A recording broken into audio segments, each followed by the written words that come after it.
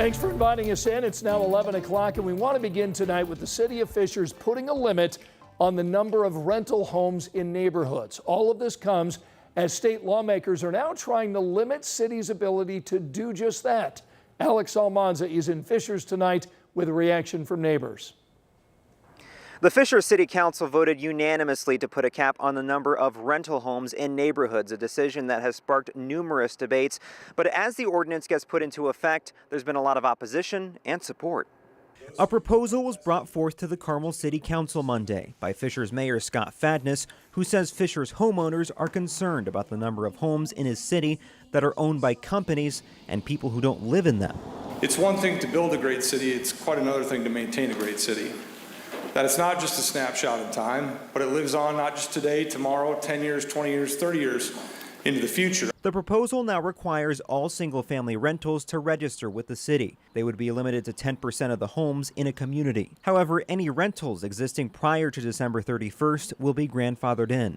We've seen over the past few years tons of large corporate rental companies and private equity investors come to Fishers and all of Hamilton County and scoop up homes with cash, which is not allowing, first-time home buyers, for example, to purchase homes. Meanwhile, opponents of the ordinance are left disappointed in the unanimous vote. You've definitely changed the landscape and made it much more difficult for people looking to rent here because you've taken an option off the table.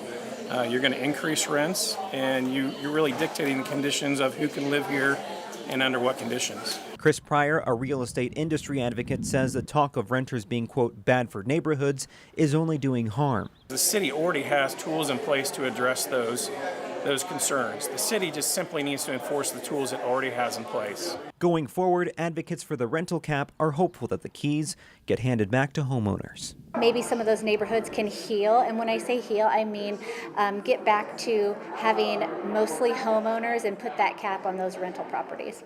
Meanwhile, the Carmel City Council introduced a similar proposal on Monday, and it leaves a lot of questions behind, including if ordinances like this will stick or if state lawmakers will have the final say.